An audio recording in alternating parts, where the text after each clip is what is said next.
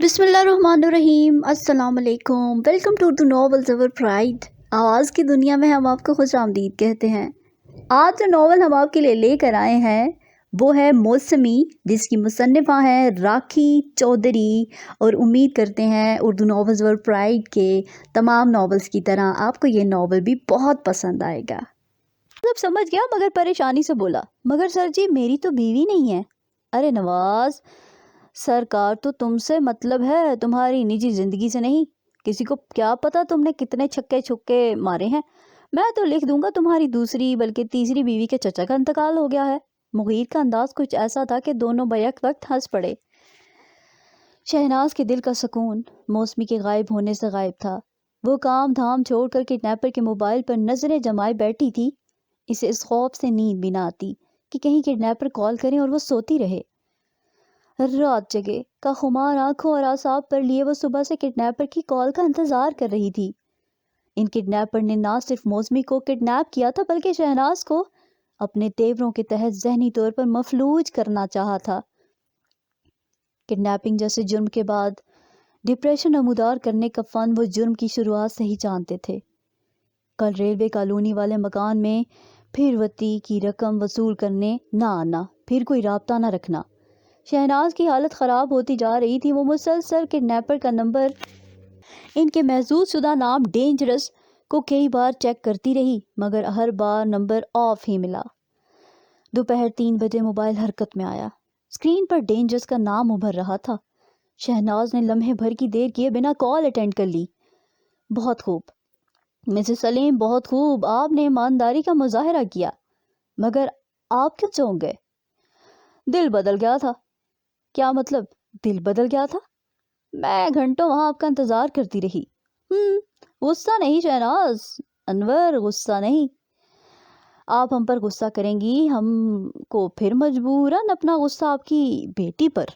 नहीं नहीं, आप मौसमी के साथ कुछ मत करना। मैं गुस्सा नहीं कर रही, तुम्हें इतना बता रही थी कि आप वादा पूरा करने में चौंक गए। शहनाज ने फौरन बात संभाल ली। चौंक तो आप भी गई। कहा था ना हमारी इजाज़त के मिले बगैर हमारे काम के लिए ना आना। मगर आपको तो बहुत जल्दी थी। मैं तो मुकर्ररा वक्त तक बल्कि इससे भी ज़्यादा देर तक आपका इंतज़ार किया, मगर आपने कॉल नहीं की। हम आपके असिस्टेंट नहीं, हम अपनी मर्जी के मालिक हैं। मेरी बच्ची, शहनाज को इनकी बकवास सुनने से ज़्यादा अपनी बेटी की फिक्र थी। आपकी बेटी ठीक है, बहुत खूबसूरत और समझदार है, कोई मज़ाहमत नहीं करती। दिल तो करता है वापस भेजें ही नहीं। क्या आप ऐसा नहीं कर सकते? वो गुस्से से कांप उठी थी। Relax Shehnaaz Anwar, relax. आप इतना गुस्सा ना करें, अपना ख्याल रखें। आपको कुछ हो गया तो हमारा क्या होगा? वो 1 करोड़ के साथ अपने अरबाज टाउन वाले फार्म हाउस में आ जाना। आवाज़ में अचानक तेजी आ गई थी। मगर लेकिन पहले तो 50 लाख। शहनाज की बात अधूरी ही रह गई। उन्होंने फ़ोन डिस्कनेक्ट कर दिया। जिद करने के तमाम हथकंडे इन्हें बखूबी आते थे। शहनाज सर पकड़कर नढाल सी सोफे पर बैठ गई। बहुत जोरों की बारिश थी, बल्कि बारिश क्या, बड़े बड़े ओलों की बम्बारमेंट थी। इस गजब ढाते कुदरती अमल में वो किसी की चीखो पुकार सुन रहा था। कोई मुसलसल रोए जा रहा था। इस रोने की आवाज़ में इतना दर्द था कि वो अपनी रूह तक इसमें दर्द को मुतअम्मल होता महसूस कर रहा था। इसने उस आवाज़ की सिमत भागना शुरू किया। वो जितना इस आवाज़ के पीछे जाता, वो दर्द में लिपटी आवाज़ उतना दूर होती जाती। आसमान से गुजरते भारी भरकम ओले इसके बदन को छलनी कर रहे थे, मगर फिर भी वो इसकी आवाज़ के सिमत बिना रुके तोड़ लगा रहा था। एक मकाम पर आकर आवाज़ बिल्कुल ख़त्म हो गई और फिर से इसी सिमत भागा जहाँ इसे पहली बार आवाज़ सुनाई दी थी। मगर अब वहाँ कुछ ना था, ना आवाज़, ना बारिश, ना ओले। वो दौड़ता रहा, ना जाने क्यों तेज तेज कदम उठाता भागता रहा। उसकी सांस फूल चुकी थी, वो थक चुका था, इसे शदीद प्यास लगी थी। इसे इसका अगला कदम फिर उसी तरफ था और वो बेवजह भाग रहा था। इसे दर्द भरी ही सही, मगर वो आवाज़ फिर से सुनती थी, क्योंकि वो अब तक जान चुका था कि आवाज़ मौसमी की ही है। इसके पैरों और जिस्म के नीचे खज़ां रसीदा पत्ते चटक रहे थे। उसने किसी की मौजूदगी खुश्क पत्तों की आड़ में محسوس کی۔ وہ بے دردی سے جلدی جلدی پتوں کی تہوں کو برباد کرنے لگا۔ کچھ ہی دیر بعد ان پتوں کے بے جان وجود میں موسمی کے ٹھنڈے اور بے حس جسم کو پایا۔ اس نے اسے خوب جھنجھوڑا مگر وہ اپنی حالت برقرار رکھے تھی۔ اس کے چہرے پر بے حد اداسی تھی، خوف تھا جو انسپکٹر مغیر کے دل کو چیر رہا تھا۔ اس نے چاروں طرف مدد کے لیے دیکھا مگر ہر جانب سے بے حد خاموشی تھی، سناٹا تھا۔ مغیر کا درد بڑھنے لگا۔ اس نے موسمی کے بے جان وجود کو اٹھایا اور پھر سے بھاگنے لگا۔ بھاگتے بھاگتے وہ بے جلد پھٹ سے گیا۔ اس کے منہ سے چیخ نکلی تھی۔ وہ چیختا ہوا اٹھ بیٹھا۔ اس نے ادھر سے ادھر دیکھا۔ وہ کہاں تھی؟ وہ کہیں نہیں تھی۔ وہ کہاں گرا تھا؟ اس طرف اس طرف دیکھتے ہوئے اس نے سوچا اس کا جسم کانپ رہا تھا۔ کچھ دیر کے لیے وہ حواس باختہ ہوا ادھر ادھر دیکھتا رہا مگر اگلے ہی پل سیکنڈ کے ہزاروں حصے میں شاید وہ سمجھ گیا وہ کہیں نہیں گرا تھا۔ وہ اپنے بستر پر بیٹھا تھا۔ ہاں، وہ خواب ہی دیکھ رہا تھا۔ اس کی تڑپتی کیفیت میں بتدریج کمی واقع ہوئی تھی۔ پیاس کی شدت سے اس کا گلا سوکھنے لگا۔ تنفس تو پہلے ہی بگڑا ہوا تھا۔ سامنے پڑا پانی سے بھرا جگ اس نے حلق میں اتارا اور گھڑی کی طرف دیکھا۔ صبح کے 7 بج رہے تھے۔ اس کی امی بچپن میں اس سے کہتی تھیں صبح کے دیکھے ہوئے خواب سچ ہوتے ہیں۔ یکدم خواب کا منظر کسی فلم کی طرح اس کی آنکھوں کے سامنے ایک بار پھر سے چلنے لگا۔ موسمی کے بے جان بدن سے اسے تکلیف ہونے لگی۔ نہیں، ایسا نہیں ہو سکتا، اسے کچھ نہیں ہو سکتا، میں اسے کچھ نہیں ہونے دوں گا، یہ خواب سچ نہیں ہو سکتا، میں موسمی کو ڈھونڈ کر ہی رہوں گا۔ مغیر نے خواب کے منظر کو اپنے ارادوں کی تعبیر سے جھٹلانے کا فیصلہ کر لیا، جبکہ لاشعور میں یہ خدشہ اول دن سے تھا کہ اس طرح کے سائلنٹ کیس میں کامیابی کی امید سرے سے نہیں ہوتی، مگر فی الحال اس نے اپنے لاشعور کے خدشات کو بالائے طاق رکھ کر اپنے دل کی سنی، اور اس کا دل واحد تھا جو اس کیس کی کامیابی پر پر امید تھا۔ وہ فریش ہو کر پولیس اسٹیشن چلا آیا۔ آج اس نے اپنی چھٹی کی درخواست خود ہی مسترد کر دی تھی۔ وہ تو چھٹی لینے کے باوجود ڈیوٹی پر آیا مگر نواز غیر حاضر تھا، اور نوید تو پہلے سے 1 ماہ کی چھٹی کی درخواست پر منظوری پا کر اپنے گاؤں گیا تھا۔ ریپلیس حوالدار کو کچھ آرڈر کرنے سے پہلے بہت کچھ سمجھنا پڑ رہا تھا۔ ایک تو کام میں اضافہ تھا، پھر دل بھی بوجھل تھا۔ فرصت ملتے ہی وہ شہناز انور کے گھر ایک بار پھر سے موسمی کے کمرے میں آیا۔ موسمی کے کمرے کی خوشبو، سجاوٹ، رنگ، پینٹنگ سب بے حد دلچسپ تھے۔ کسی بھی چیز کو دیکھنے پر نظریں تھم جاتی۔ موسمی کے پیچ کلر کے بیڈ کے سائیڈ میں ایک اس کی بنائی ہوئی پینٹنگ لگی تھی جو دیکھنے والے کو اپنی طرف متوجہ کرتی تھی۔ مغیر کے قدم بھی خود بخود اس کی طرف چل دیے۔ وہ بے حد تجسس سے پینٹنگ کو دیکھنے لگا۔ اس پینٹنگ میں ایک ننھی، بے حد خوبصورت، خوش لباس اور سنہرے بالوں والی بچی اپنے دل کو اپنے جسم سے باہر نکال کر باتیں کر رہی تھی۔ اس کا انداز کچھ ایسا تھا کہ جیسے اس کے سامنے اس کا دل نہ ہو بلکہ کوئی خاص دوست ہو، اور دل بھی ہمتن گوش بیٹھا اس کی باتیں اپنی بھویں سکیڑ کر ہونٹ پھیلا کر سن رہا تھا۔ اس دل کی مسکراہٹ اور بچی کے چہرے پر چھائی بے پناہ خوشی کو دیکھ کر انسپکٹر کے لب خود بخود مسکرائے۔ پچھلی بار اس نے اپنی تمام پینٹنگز پر سرسری نگاہ ڈالی تھی، مگر اب چونکہ اپنی انویسٹیگیشن کے دوران اسے موسمی کے متعلق کافی کچھ پتہ چل گیا تھا، اب تو اس پینٹنگ کے منظر کے پیچھے اس کی سوچ بھی بتا سکتا تھا۔ اس وسیع کمرے کے چاروں طرف موجود تمام پینٹنگز کی طرف وہ متوجہ ہوئے بنا نہ رہ سکا۔ یہاں آ کر اسے پتہ چلا موسمی کا ہاتھ دستکاری میں بھی بہت اچھا تھا۔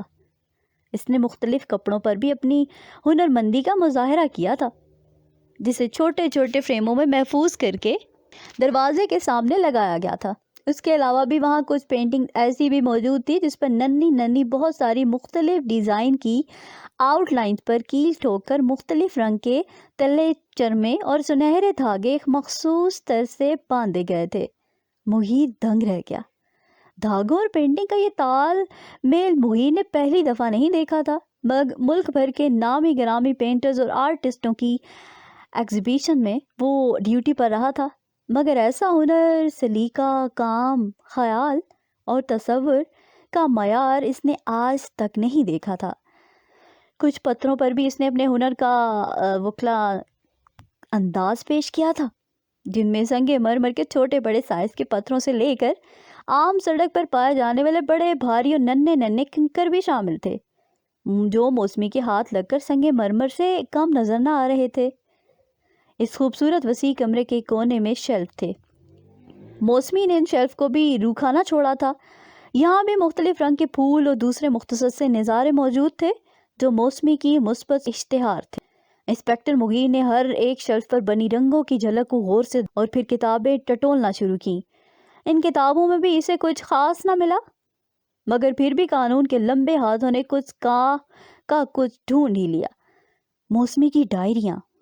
یہاں اس کی 2 عدد موٹی موٹی تقریباً 2 انچ ڈایا میٹر کی ڈائریاں برآمد ہوئیں۔ انسپکٹر نے ریڈ کور اور سخت جلد والی ایک ڈائری کو کھولا۔ کچھ تتلیاں اڑی تھیں۔ وہ بھوکھلا سا گیا اور زوردار دور ہوا۔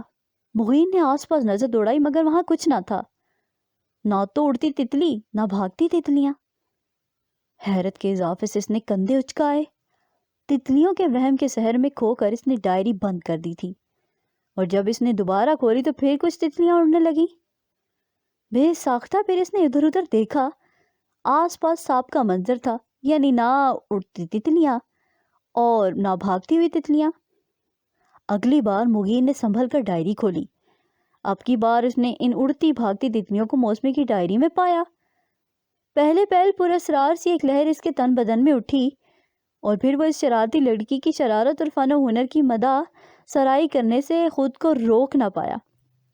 ماجرا یہ تھا کہ ایک شفاف شیشے کی مانند سخت پلاسٹک کے نیچے رکھے سفید کاغذ پر حقیقت سے ملتی جلتی مختلف رنگوں کی تتلیاں مختلف زاویوں پر بنائی گئی تھیں۔ ڈائری کھولنے پر یہ سفید کاغذ اس شفاف شیشے نما پلاسٹک کے فلیٹ عمودی ٹکڑے کے نیچے سے سرکتی، جس سے ایسا لگتا کہ تتلیاں اڑ رہی ہیں۔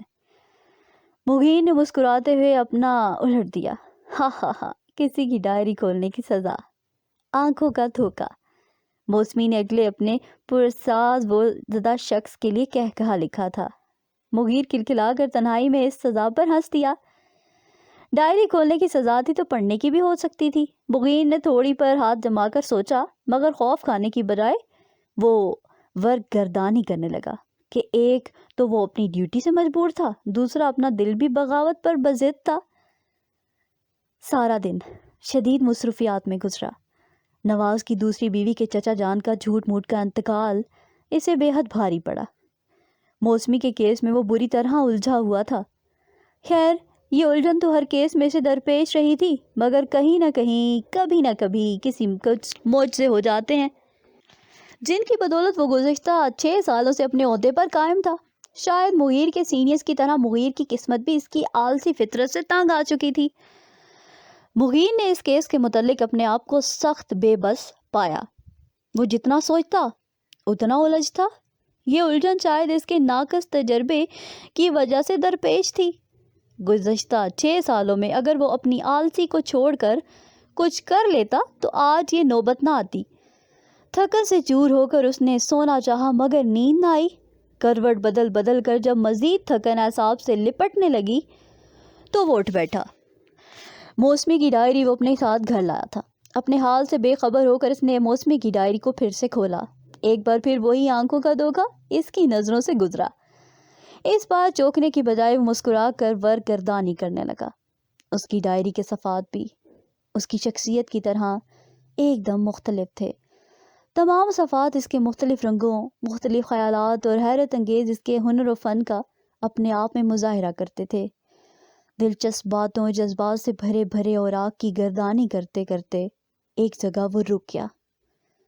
وہاں وہی دل سے باتیں کرتی سنہری بالوں والی خوبصورت بچی کی پینٹنگ پینسل کلر سے بنی ہوئی تھی۔ ڈائری میں تمام پینٹنگز پینسل کلر اور گلیٹر پین سے بنائی گئی تھیں۔ اس پینٹنگ کے نیچے موسمی کے تصور سے نکلا ایک خیال تحریر تھا۔ کاش ایسا نظام ہمارے جسم کے نظاموں کا حصہ ہوتا کہ جس کے ذریعے ہم اپنے ہی دل کو اپنے سینے سے باہر نکالتے۔ کتنا اچھا ہوتا اگر ایسا ہو سکتا۔ ہم دل کی مزاحیہ باتوں پر اس کے ہاتھ پر ہاتھ مار کر ہنستے، کبھی چڑھاتے تو کبھی نظریں چراتے۔ انسپیکٹر مغیر اس کے اس انداز، خیال اور سوچ پر ہنسنے لگا۔ اگلے صفحے پر وہی سنہرے بالوں والی خوبصورت بچی دل کو اپنے سینے میں اپنی جگہ پر بڑے اطمینان اور سلیقے سے اس طرح رکھ رہی تھی کہ جیسے کوئی قیمتی شے یا پیسے اپنی پاکٹ میں سنبھال کر رکھ رہی ہو۔ نو نو نو، ایسا نہیں ہونا چاہیے۔ اس نے اپنے سابقہ خیال کو خود ہی غلط کہا تھا۔ موسمی کے مطابق اگر ایسا ہو جاتا کہ دل جسم سے باہر نکل سکتا تو سب سے زیادہ نقصان کمیونٹی کو پہنچتا۔ پھر کون کمیونیکیشن کے اصولوں کا پابند رہتا؟ دل ساتھ ہوتا تو ضرورت کیا تھی کسی کی؟ دکھ درد کا ساتھی دل جو ہوتا تو دوستی فقط جنجال اور وبال جان لگتی۔ پھر کون رشتہ داری نبھاتا؟ دوست بناتا، گھنٹوں گھنٹوں کا پیکج کرواتا۔ نو نو نو نو نو، اوپر والے یو آر دا بیسٹ، دل کو اندر ہی رہنا چاہیے، ورنہ ایسا بھی ہو جاتا۔ اگلی پینٹنگ، وہی سنہرے بالوں والی خوبصورت بچی دل کی کسی بات پر برا مان کر بدلے بدلے انداز و تیور میں نظر آ رہی تھی۔ غصے کی شدت سے اس نے اپنے دل کو مار مار کر اپنے ننھے ہاتھوں میں نچوڑ دیا۔ ہائے ایسی بدسلوکی! دل تو سینے میں ہی چھپا ٹھیک ہے، ورنہ اپنی راست گوئی کی عادت پر خواہ مخواہ خوار ہوتا رہتا۔ وہ موسمی کی مصوری اور رنگوں کی دنیا کے سحر میں خود کو بھٹکتا ہوا محسوس کرنے لگا۔ ابھی یہ سحر چٹخا نہ تھا کہ اس کا ایک اور ہنر اس کی آنکھوں سے گزرا۔ موسمی کے اس فن میں حیرت زیادہ تھی یا دلچسپی، کہنا مشکل تھا۔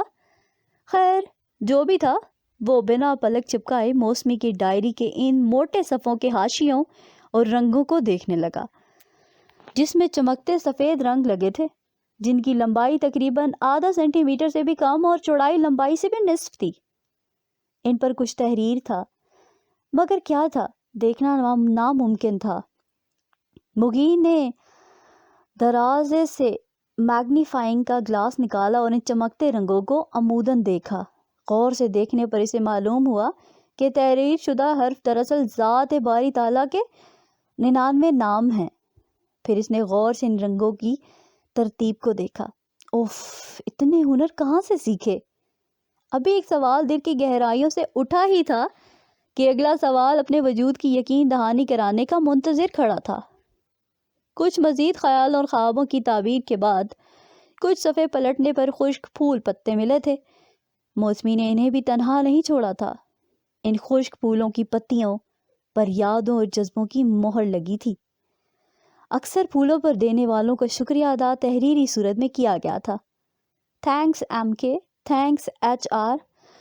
اب وہ سوچ میں پڑ گیا، ایم کے تھینکس اور تھینکس ایچ آر کیا ہو سکتا ہے؟ کیا ایچ آر اور ایم کے اس کیس کو سالو کرنے میں مددگار ثابت ہوں؟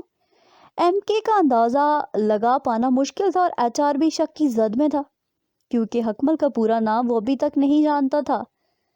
ہاں، ایچ فار حکمل ہو سکتا تھا۔ ابھی وہ اسی سوچ میں تھا کہ ایک اور پینسل شیڈ اسکیچ اس کی نظر سے گزرا، جس میں 2 ہاتھوں کی بے رحمی اور پھول کا خوف اور اس کے جذبے، اسے اس کے پیرنٹ پلانٹ سے جدائی کے وقت اس کے احساس دکھائے گئے تھے۔ اس اسکیچ کو دیکھ کر کوئی بھی بآسانی اس ساکت الذہن لڑکی کی حساس سوچ و عقل کا تعین کر سکتا تھا۔ یعنی اسے پھول توڑنا اور پھول دے کر کسی کو خوش کرنا بالکل پسند نہ تھا، مگر چونکہ اسے پھول کو اس کی شاخ سے جدائی نہ بھاتی تھی، تو یہ پھولوں سے بھری ڈائری کیا تھی جس میں مختلف گلاب اور ننھے رنگ برنگے پھولوں کی لڑیاں مرجھائی پڑی تھیں؟ تو یہاں موجود ہر نباتات اسے تونے میں عطا کی گئی تھی۔ مغیر ہنس پڑا۔ اس کی سادگی اور دل رکھنے کی ادا پر ناپسندیدگی کے باوجود وہ مختلف نفوس کا دل رکھنے کے لیے پھول پتے لے لیتی تھی۔ نکروئی چاندنی اپنے سینے سے بکھرتی راتوں کے مختلف لمحوں میں وہ اس ڈائری کی ورق گردانی کرتا رہا، یہ جانے بغیر کہ یہ کوئی عام ڈیلی روٹین اور یادوں کی پناہ گاہ ڈائری نہ تھی۔ یہ تو سوچوں، خیالوں، خوابوں کا طلسم تھی جو اپنا جادو چپکے سے چلا چکی تھی، روح و حواس خمسہ پر ٹرانس پھونکتی کسی کے سچے، اچھے، مثبت جذبوں، لفظوں اور حرفوں کا جیتا جاگتا ثبوت تھی۔ اس وزنی ڈائری کا جب آخری ورق جلد سمیت مغیر نے بند کیا تو موسمی اپنی باتوں سمیت اس کی آنکھوں کے کھولنے اور بند ہونے پر عیاں تھی۔ مغیر اس عکس کی حقیقت سے واقف تو تھا، مگر پھر بھی اسے دیکھے جانے و سوچے جانے پر مجبور تھا۔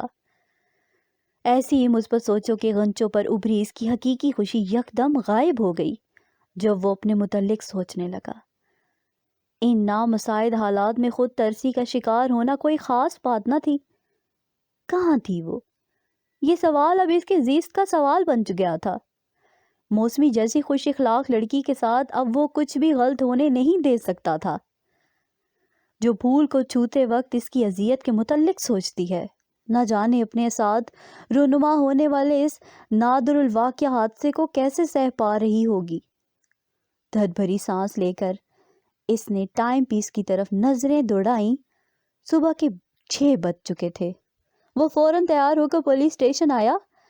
یہاں موجود ہر ایک نفوس انہیں وقت سے پہلے پولیس اسٹیشن میں دیکھ کر حیران تھا۔ ان کی حیرانی میں بھی اضافہ ہوا جب وہ آتے ہی اپنے کام پر لگ گئے۔ اب یہ ان کا روز کا معمول بننے والا تھا۔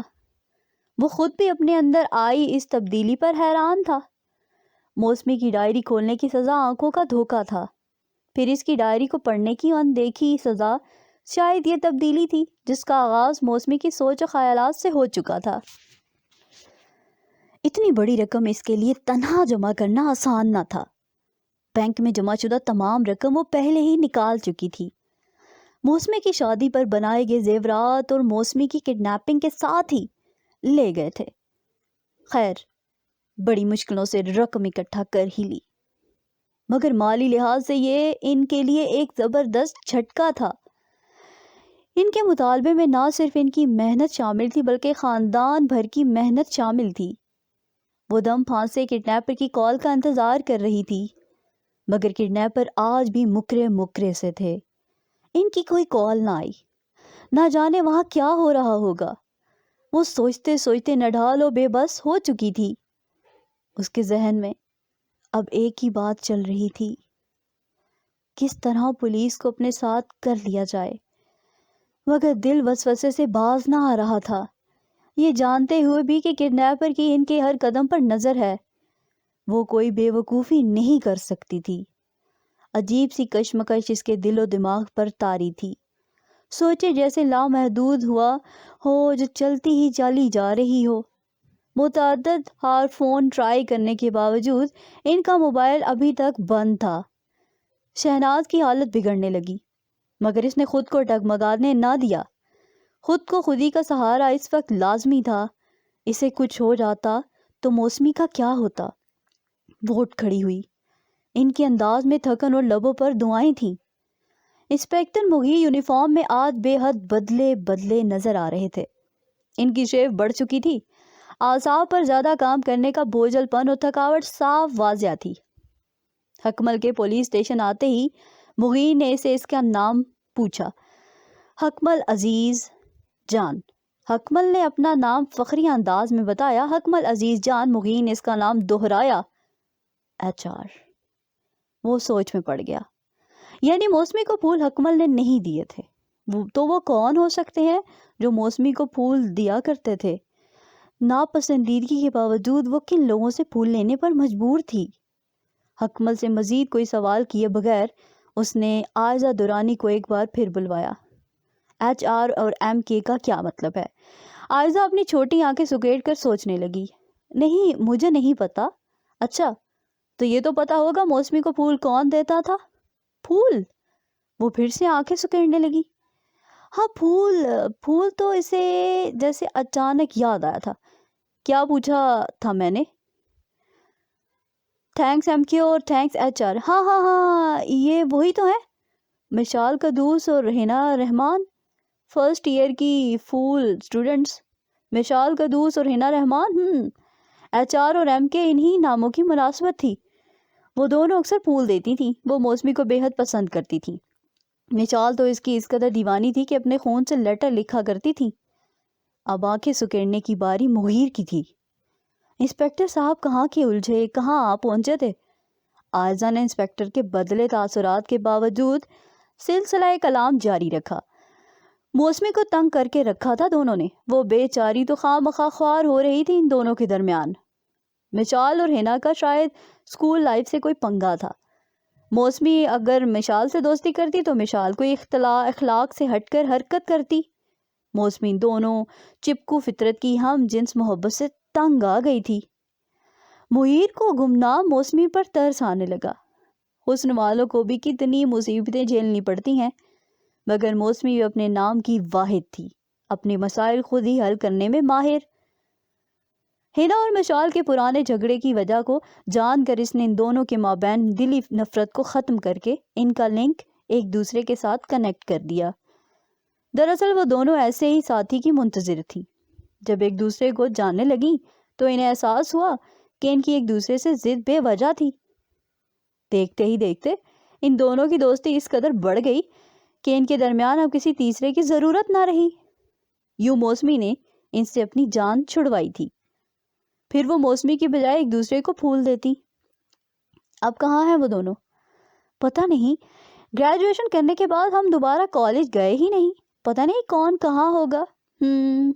آئزہ HR اور MK کی کڑیاں جوڑ کر چلی گئی تھی۔ ان کی کہانی تو شروع ہو کر ختم بھی ہو چکی تھی۔ مغیر ایک اور بار گمراہ ہوا تھا۔ آج اس گمراہی کے باوجود مغیر کے دل میں اس HR اور MK سے ملنے کی حسرت پیدا ہوئی تھی، لیکن اب ان کے پیچھے جانے کا مطلب ہوتا کہ اس کو اینٹی کلاک وائز لے جانا۔ مغیر نے ان سے ملاقات کا ارادہ ترک کر کے ایک بار پھر سے کیس کو اسٹڈی کرنا چاہا۔ نواز اب ڈیوٹی پر واپس آ چکا تھا۔ کیس کو اچھی طرح اسٹڈی کرنے کے بعد مغیر نواز سے مخاطب ہوا۔ یہ کیس بہت خاموش کیوں ہے؟ نہ کوئی دباؤ، نہ کوئی پریشر۔ وہی تو سر جی، میں بھی یہی سوچ رہا ہوں۔ شہناز انور کی بیٹی لاپتہ ہے۔ اب تک تو اسے ڈھونڈ نکالنے پر میری نوکری چلی جاتی، مگر ایسا کچھ نہیں ہے۔ اگر کچھ ہے تو ہر سو خاموشی۔ واہ سر جی واہ، نواز نے دل ہی دل میں ان کی تعریف کی۔ شہناز انور ہڑبڑی میں یہ کیس درج کروانے خود ہی پولیس اسٹیشن آتی ہے۔ اس وقت اس کے ہر انداز سے فکر و پریشانی ٹپک رہی تھی۔ ایسا سبھی اس کے ساتھ ہوتا ہے۔ یہ کیفیت یہاں رپورٹ درج کرانے کے لیے آنے والے تمام فریادیوں پر طاری رہتی ہے، اور وہ سب اس وقت تک اس کیفیت کا شکار رہتے ہیں جب تک ان کی پکار سن نہ لی جائے، یا پھر تب تک جب تک ان کا اعتماد پولیس سے ڈگمگائے نہیں۔ وہ بار بار آ کر پوچھتے ہیں، پولیس اسٹیشن کے چکر لگاتے ہی رہتے ہیں، مگر موسمی کی ماں ایک بار آئی اور چپ کر کے گھر میں بیٹھ گئی۔ شاید سب کچھ ہمارے سامنے ہے مگر ہم دیکھ نہیں پا رہے۔ وہی تو سر جی، وہی تو سوچ رہا ہوں۔ چلو نواز چلتے ہیں۔ کہاں سر جی؟ شہناز انور ہمارے پاس نہیں آ رہی اپنی بیٹی کی خبر لینے، تو ہم ہی چلتے ہیں ان کی بیٹی کا پوچھنے، مغیر نے سرکاری کیب ٹیبل سے اٹھاتے ہوئے کہا، اور نواز کے ساتھ موسمی کے گھر چلے آئے۔ شہناز انور کا عالیشان گھر کسی سنسان مکان کی طرح لگ رہا تھا۔ وہ فکر میں کافی کمزور اور نڈھال سی لگ رہی تھی، مگر اس کے باوجود اپنے جذبات چھپانے میں ماہر تھی۔ آپ کو کیا لگتا ہے موسمی کہاں ہوگی؟ یہ کیسا سوال ہے؟ بہت ہی سیدھا سوال ہے شہناز انور جی، ویری سمپل۔ میں نہیں جانتی، آپ کا مجھ پر شک بے بنیاد ہے۔ میں نے ابھی تک اپنا شک کسی پر ظاہر نہیں کیا تھا۔ کچھ باتیں انداز لہجہ سمجھ آ جاتی ہیں۔ انداز و لہجے؟ ہاں سچ کہا آپ نے۔ انداز اور لہجے بہت کچھ بتاتے ہیں، جیسے کہ آپ کے متعلق بتا رہے ہیں کہ آپ ہم سے کچھ چھپا رہی ہیں۔ میں کیوں چھپاؤں گی؟ یہ تو آپ ہی بتا سکتی ہیں۔ موسمی میری بیٹی ہے، آپ یہاں بے وجہ آ کر وقت ضائع کر رہے ہیں اپنا۔ ہو سکتا ہے پولیس سے کچھ چھپا کر اپنا آپ موسمی کا اور ہمارا وقت ضائع کر رہی ہوں۔ چھپانے سے کچھ نہیں ہوگا۔ وہ اپنے سیلف سینٹر ڈنڈا انداز میں شہناز کو اطلاع دے کر چل آیا تھا۔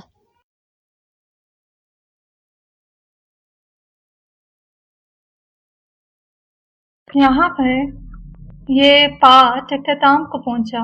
مزید پارٹ سننے کے لیے اردو ناول زبر برائٹ کو لائک کیجیے، سبسکرائب کیجیے، شیئر کیجیے، کمنٹ کرنا مت بھولیے گا۔